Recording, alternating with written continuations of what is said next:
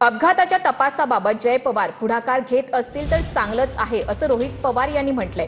अजित पवारांच्या विमान अपघाताच्या तपासावरून रोहित पवार यांनी ही प्रतिक्रिया दिलेली आहे। प्राथमिक अहवाल चुकीचा असेल तर इतर गोष्टीवर काय बोलणार? सुनेत्रा पवारांच्या वक्तव्यावर रोहित पवार यांनी ही प्रतिक्रिया दिलेली आहे। प्राथमिक अहवाल आलाय, मात्र सविस्तर अहवाल आल्यावर बोलेन अशी प्रतिक्रिया सुनेत्रा पवार यांनी दिली होती।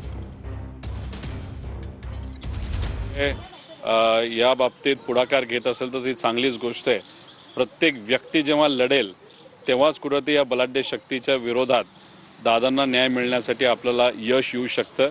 त्यामुळे जय प्रयत्न करत असेल तर ते त्या गोष्टीचं स्वागतच केलं पाहिजे आणि फक्त जय म्हणून चालणार नाही, अनेक इतर लोकांना सुद्धा पाठबळ द्यावं लागेल, ताकद द्यावी लागेल। लोकांना सुद्धा कुठं ना कुठंतरी पुढाकार घेऊन रस्त्यावर उतरून जर आपण हा संघर्ष केला तरच आपल्याला अजितदादांना न्याय हे देता येईल असं वाटतं। विषय एवढाच आहे, कदाचित त्यांच्यापर्यंत तो मुद्दा गेला नसेल, नाहीतर मी जी काही प्रेस कॉन्फरन्स घेतली, नाहीतर कालच मी त्यांना काही डॉक्युमेंट्स दिले ते त्यांनी बघितले नसावेत, कारण का अधिवेशन असल्यामुळे तेवढा वेळ त्यांना तिथं मिळाला नसेल। पण त्याच्या खोलामध्ये गेलं तर तो जो काही प्राथमिक अहवाल होता त्याच्यामध्ये चुका आहेत। छोटे पण महत्त्वाच्या काही गोष्टी त्या अहवालामध्ये चुकलेल्या आहेत। या गोष्टी कदाचित काकींना माहीत नसाव्यात म्हणून ते त्या ठिकाणी तिथं बोलले असावेत। रोहित पवार यांना ट्रोल करणारी भाजप गँग अस्वस्थ का असा सवाल विकास लवांडे यांनी केलाय। वैभव सोलनकर यांचा बोलविता धनिक कोण आहे असा सवालही विकास लवांडे यांनी विचारलेला आहे। भाजपला दादांच्या घातपाताची सर्वांगीण चौकशी होऊच नये असं वाटतंय का असाही सवाल विकास लवांडे यांनी विचारलाय। शरद पवारांच्या राष्ट्रवादीचे प्रवक्ते विकास लवांडे यांनी ही टीका केली।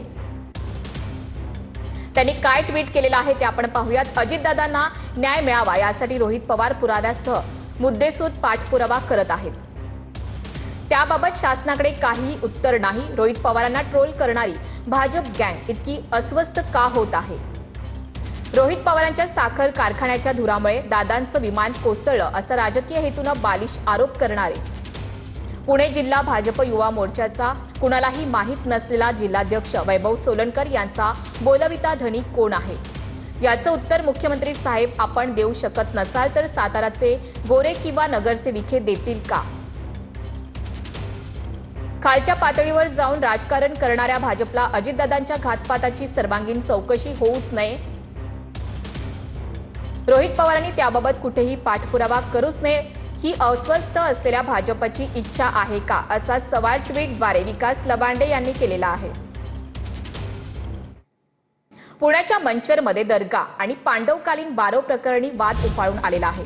या पार्श्वभूमीवर खासदार मेधा कुलकर्णी यांनी मंचरमध्ये भेट देत परिसराची पाहणी केली। सरकारच्या जागेला वक्फ म्हणून घोषित करता येत नाही, या ठिकाणी दर्गा होऊ देणार नाही अशी भूमिका मेधा कुलकर्णी यांनी घेतलेली आहे। कुठल्याही सरकारी जागेला वक्फ म्हणून डिक्लेअर करता येत नाही याच्याबद्दल आम्ही तक्रार केलेली आहे। पुन्हा एकदा त्यांनी 8 दिवसाची मुदत आम्हाला मागितलेली आहे, 8 दिवसात कारवाई करतो असं त्यांनी आम्हाला आश्वासन दिलेलं आहे। मी काल छत्रपती शिवाजी महाराज यांच्या तिथीनुसार असलेल्या जयंती दिनी आवर्जून शिवनेरीला गेले होते, त्यांच्या जन्मस्थानी गेले होते आणि शिवाजी महाराजांच्या पुढे शपथ घेऊन की तो दर्गा त्या ठिकाणी राहणार नाही ह्याच्यासाठी आम्ही कायम प्रयत्न करत राहू। महापालिका आयुक्तांनी सत्ताधाऱ्यांच्या दबावाखाली माझ्या 13 नगरसेवकांविरुद्ध गुन्हे दाखल केल्याचा आरोप इम्तियाज जलील यांनी केला आहे। या विरोधात न्यायालयामध्ये जाण्याचा इशारा देखील जलील यांनी दिलाय। पालिका आयुक्तांनी अतिक्रमण कारवाईला विरोध करणाऱ्या नगरसेवकांवर गुन्हा दाखल केलाय। जे केंद्र सरकारने द स्ट्रीट वेंडर्स ऍक्ट 2014 जे पास केलेलं आहे त्या ऍक्ट मध्ये असं लिहिलेलं आहे का की छत्रपती संभाजीनगरची महानगरपालिकाला याच्यातून वगळण्यात आलेली आहे।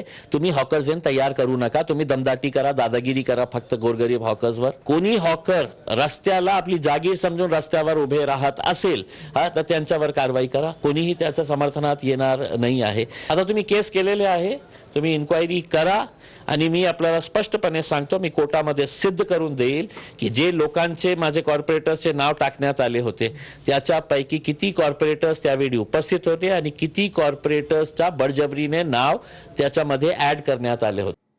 नाशिकमधील जीएसटी अधिकाऱ्यानं 1.25 कोटी लाच घेतली होती। या प्रकरणामध्ये एक सहाय्यक तर 2 उपायुक्त दर्जाच्या अधिकाऱ्यांना 9 मार्चपर्यंत पोलीस कोठडी सुनावण्यात आली आहे.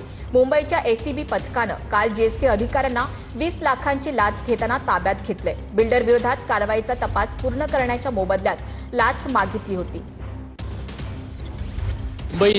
मुंबई अँटी करप्शन ब्युरोने आज नाशिकच्या असिस्टंट कमिशनर जीएसटी आणि डेप्युटी कमिशनर जीएसटी आणि एक खासगी इसम यांच्याविरुद्ध अँटी करप्शन ॲक्टखाली जी कारवाई केली त्या कारवाईमध्ये आज अँटी करप्शन ब्युरोने या तिन्ही लोकांना, या तिघांच्याही वकिलांचा आणि सरकारी वकिलांचं म्हणणं ऐकल्यानंतर मेहरबान न्यायालयाने या तिन्ही आरोपींना चौकशीसाठी म्हणून 2 दिवसाची पोलीस कस्टडी दिलेली आहे.